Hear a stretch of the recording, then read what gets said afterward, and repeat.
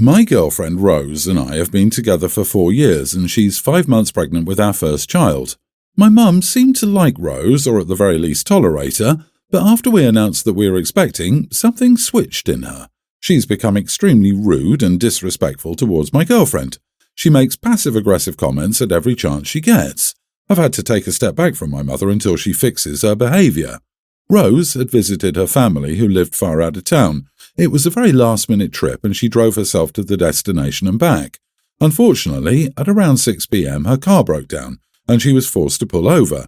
Fortunately, my brother, Chris, who's great with cars and lives about an hour and a half from where Rose was stranded, was willing to pick her up and sort everything out.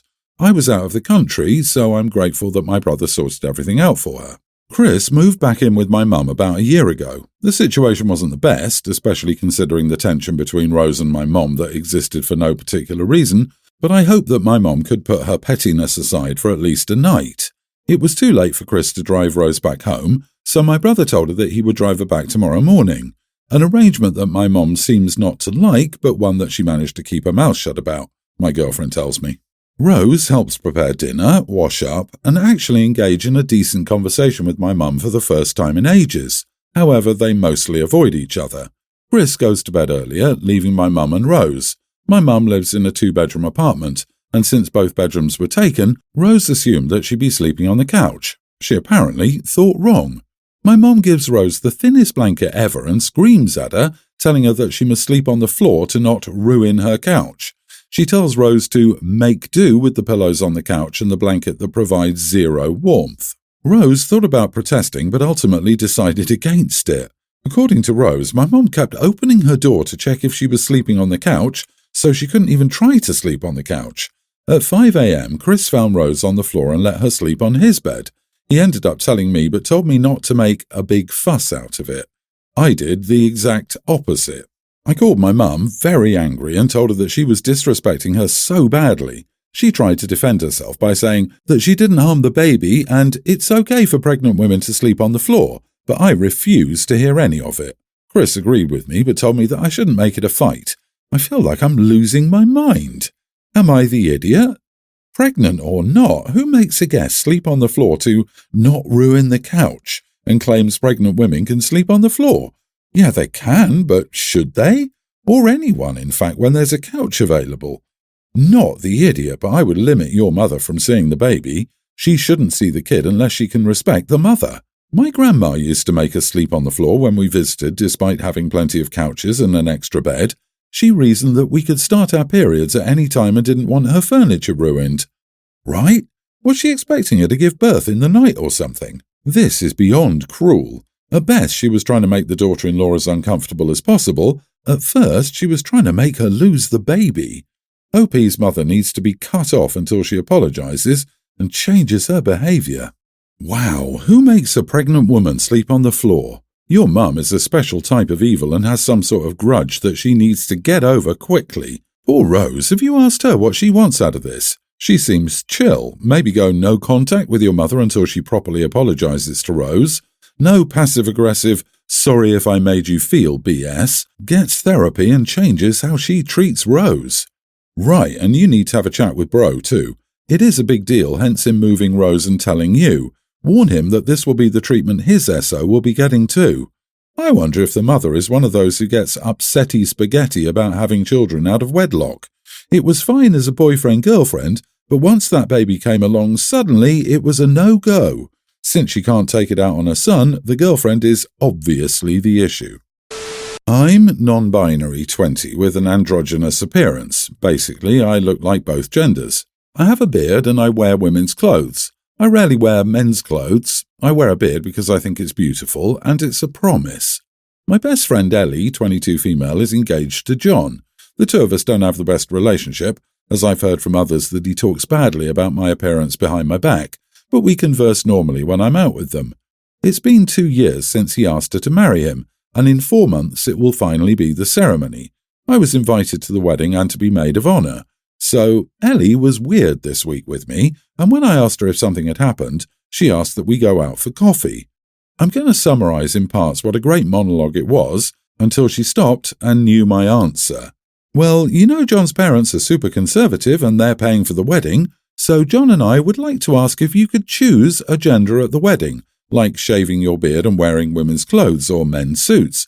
Love your style, but I think it will draw unnecessary attention, and I want this day to be about me. I'll be honest, it upset me. She wouldn't ask a cis friend to change her appearance to fit in as a man, but she does.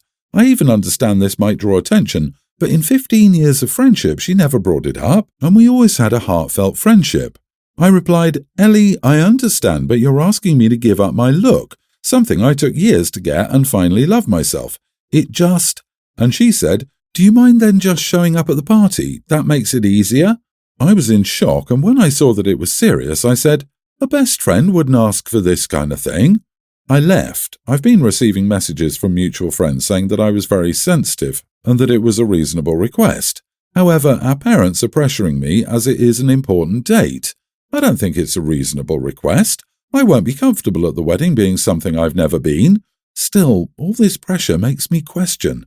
Am I the idiot? Not the idiot at all. This person is not actually your best friend if she'd ask you to fundamentally pretend to be someone else on her wedding day. If she's too much of a coward to let her family see her best friend as they are, she doesn't deserve you in her life. I hope she comes to her senses and apologizes soon. Yeah, you are the idiot. It's fine dressing in women's clothing with a beard, etc., usually, but come on. A maid of honor dressed up in a dress with an accompanying beard, etc.? Of course folks will look at you and you know it. She's meant to be your bestie. Can you not accommodate her just for once? Boo-hoo to her phobic in-laws. It's her wedding and she has the final say. You did nothing wrong declining having to reject who you are for others' comfort. Don't let anyone tell you that you did anything wrong here. She made a completely unreasonable request and you declined politely. Just drop out the wedding of these idiots. So my 22 female sister is getting married this coming weekend and I'll be off work Thursday to Sunday. I knew that I would need off for 7 months. 7 months. I would even remind my boss every month so that I knew she knew. I nanny 2 amazing kids who are young children. This is the first time I've ever asked to have some time off. My boss has always been like, oh yeah, sure, it sounds like a beautiful wedding. However, I got a text 2 hours ago saying she really needed me this weekend and she couldn't find anyone else. I was angry, but I know how to remain calm since, it's my job to stay happy and calm. So I texted her back a quick apology but said I didn't want to miss my sister's wedding as she's my only sibling. Well, boss woman went off the deep end and said that if I didn't show up to watch her kids this weekend, I wouldn't have a job come Monday. I replied with this exactly. Anna, I'm so sorry that you're having a hard time looking for someone to cover. I can reach out to a few nanny friends I have and see if any of them would like to pick it up. This is a once-in-a-lifetime moment for my sister, and if it means I will lose my job, I will sadly have to accept that. I love this job and your kids, and I hope we can work something out. I think it would devastate Tim and Michelle, but you do what you need, and I will accept that. She threw a few insults at me and said I'm abandoning her kids. I don't know what to do. I don't want to get a new job because I work so well with these 2 kiddos. My mom told me that I was an idiot for so quickly accepting that I might get fired and told me that work sucks sometimes and you have to suck it up. Mom says I should be an adult and just miss my sister's wedding. Should I? Am I really that big of an idiot for saying no? Not the idiot, wow. That mom seems borderline abusive. If she'd known that far in advance you need the day off, then there are 0 excuses on her part for how she's handling this. She's the stupidly immature one, not you. It's lame you may need to find another job when you get along so well with these kids, but maybe you'll find something better where you'll be treated well. Enjoy your sister's wedding, OP. I wouldn't worry about getting fired. Good nannies are hard to find, especially after you've bonded with their children. I bet on Monday she asks about the wedding and pretends nothing amiss happened. If you give in on this, she will never respect your time. Do you really think she will find a new nanny by Monday? No chance, it's an empty threat, and if it's not, you don't need to work for that kind of a monster. I don't know what kind of alternate universe your mother lives in. It's okay for one of her daughters to miss the other daughter's wedding. I am an old person, and therefore I suppose I should agree with your mother, but I so do not, and you should not even try to find coverage for your boss. She's known about this for 7 months. I don't care what her issue is. I don't even care if it's a family emergency. Maybe she will have to bring her children with her, ask a friend, if she has any, or just miss whatever it is altogether. Her attitude is appalling, and if you were my daughter, I would have tried to persuade you to quit. You can find another job. Good nannies are rare and in demand. My daughter is in the 5th grade. Thursday night, she got her first period, which freaked her out. She was sad she was getting older. She was up all night. She was likely dealing with a lot of unfamiliar hormones. We ended up taking the next day off for a mental health day. I called the school and said we'd had a personal matter and she wouldn't be in. She has a male teacher she doesn't get on with, so suffice to say she wanted to keep this private. The next day, her teacher stopped me after I dropped her off and cornered me outside the building, blocking my path from leaving, which had already grated on my nerves. He asked where my daughter had been the day prior. I said we'd had a personal matter at home, which was now resolved. I thanked him for his concern and said I really must be off to work now. He then said I had to tell him. He leaned over me and dropped his voice an octave as though he were trying to lord over one of the kids. I wasn't a fan of that either. I told him I didn't have to do anything, and if he continued to speak to me this way, I might have a chat with the administrators. He said if I didn't tell him, there would be an unexcused absence. You need something like 5 of those for it to matter, and this would be my daughter's first, so I shrugged my shoulders. Not to mention I could get it expunged at a higher level. Finally, I said again I really couldn't be late to work, and I pushed past and left. He called after me that he couldn't be expected to do his job if I left him out of the loop on things like keeping my child out of school. I told him he'd have to manage. When I got to the car, I vented all this to my husband, who felt maybe I'd been a bit too brash and that the sister was coming from a place of genuine concern for my daughter. I now feel a bit bad, and as though maybe I jumped to conclusions stonewalling him the way I did. Am I the idiot? Not the idiot. I would also have a serious and open conversation with your daughter about why she doesn't like this teacher. His behavior is nothing but red flags. He had no issue with cornering an adult woman, feeding her lies and using manipulative and intimidating tactics. I'm very concerned about his behavior with children. Your husband needs to wake up and realize that a fully grown adult man tried to intimidate his wife at a school for children and that his own baby is a victim of an adult bully. OP, this teacher is beyond creepy. He talks about your little girl as if she belongs to him somehow, and the way he spoke to you and tried to intimidate you, that is not okay. You should follow your gut and report him ASAP. Who knows what he's doing behind closed doors? The teacher wasn't the least bit concerned about your daughter. He was on a power trip. Why your daughter was absent is none of his business. So I'd prepare the daughter with a few stock phrases to say on repeat. It was a personal matter. I don't want to talk about it. Please call my mom about it, or whatever you thought best. You are not the idiot, OP. Your husband, though, he should be more concerned with the teacher trying to bully his wife and child.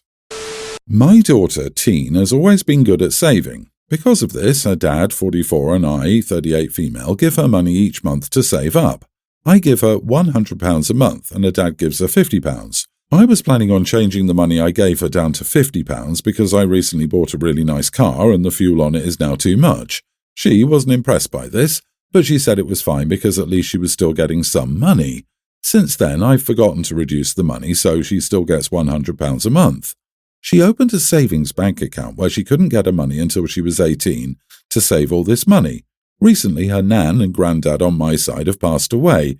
Before my granddad passed away, he gave her £2,000, which he said is the equivalent of her part of her nan's will.